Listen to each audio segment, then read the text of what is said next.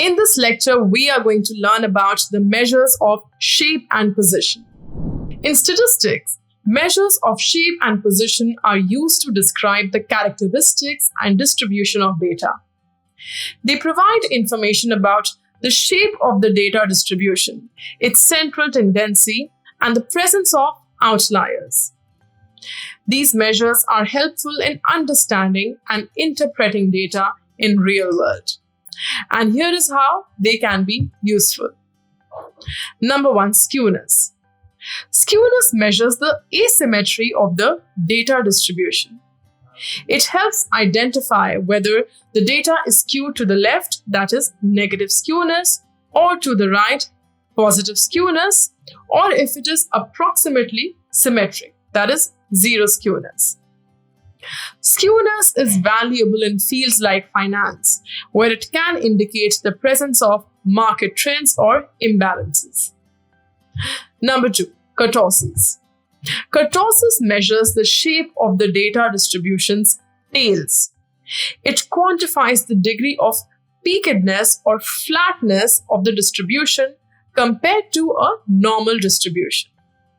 High kurtosis indicates heavy tails, which can be useful in financial risk analysis or detecting outliers in a data set.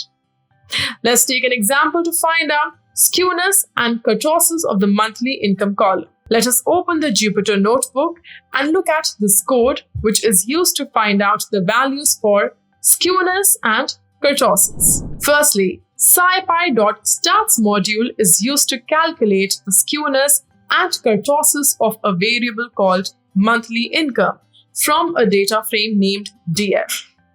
This module provides various statistical functions and distributions. Then, stats.skew function calculates the skewness of the monthly income variable in the data frame. Skewness measures the asymmetry of a distribution.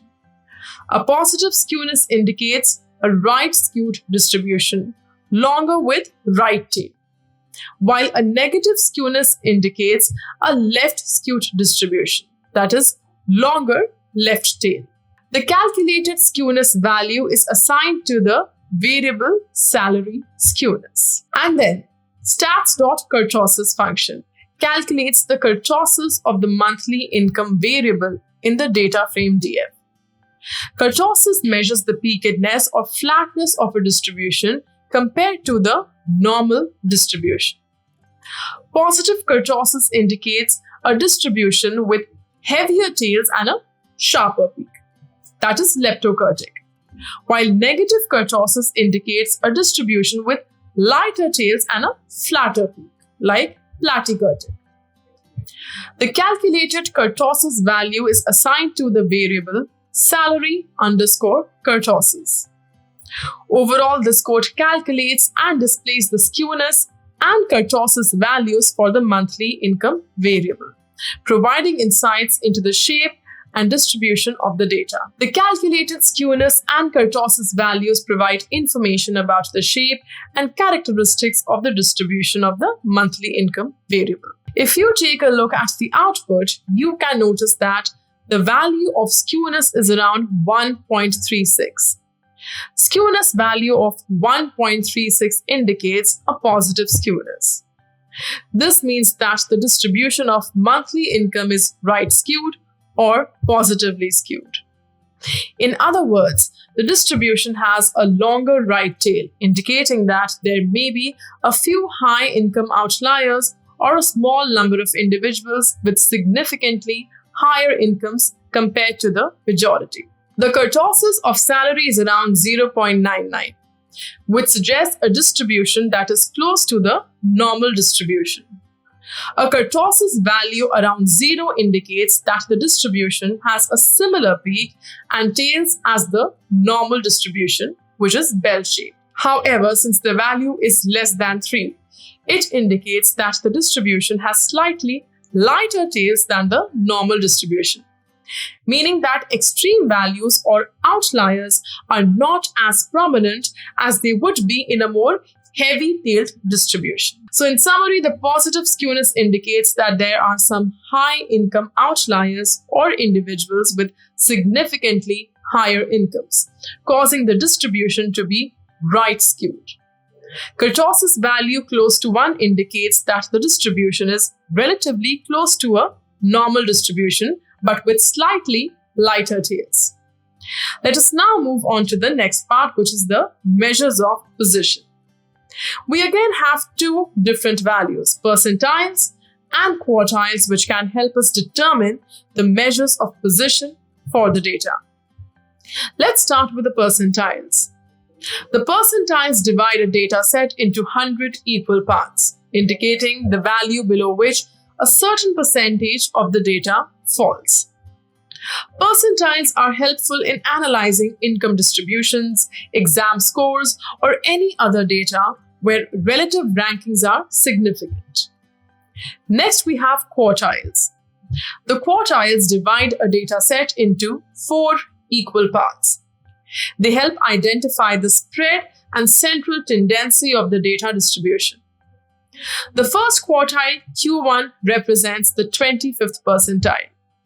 Second quartile, Q2, is the median, and third quartile, Q3, is the 75th percentile. Quartiles are useful in analyzing data in areas like economics, healthcare, and demographics.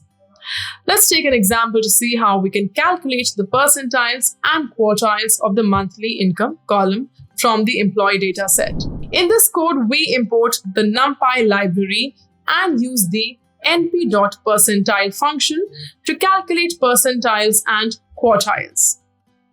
The np.percentile function takes 2 arguments, the column of data and a list of percentiles or quartiles to calculate. The calculated percentiles are stored in the percentiles variable and the calculated quartiles are stored in the quartiles variable. We then print the results to display the values. Please keep in mind that you can adjust the list of percentiles or quartiles passed to np.percentile based on your specific needs. The example here calculates the 25th, 50th, and 75th quartiles, and 15th, 45th, and 65th percentiles. But you can include additional values for percentiles as required. So hope you have understood how to calculate the percentiles and quartiles using Python. These measures of shape and position are valuable in real-world applications. Let's talk about data analysis. Shape and position measures provide insights into the characteristics of data, enabling analysts to understand and describe the distribution. They help in identifying patterns, trends, and potential outliers. Number 2, risk assessment. In finance and insurance, they help in assessing risk by identifying skewed or heavy-tailed distributions. They can indicate the likelihood of extreme events or market volatility. Number 3, decision making.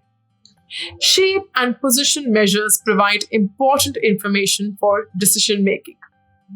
Percentiles and quartiles help establish benchmarks and assess the performance of individuals or entities relative to the population.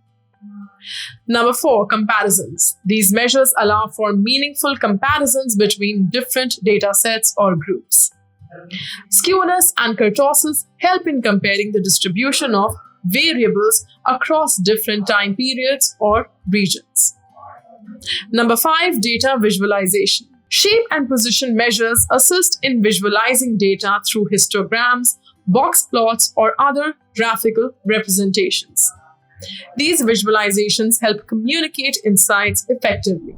By leveraging measures of shape and position, analysts gain a deeper understanding of data distributions, enabling them to make informed decisions and draw meaningful conclusions in the real world.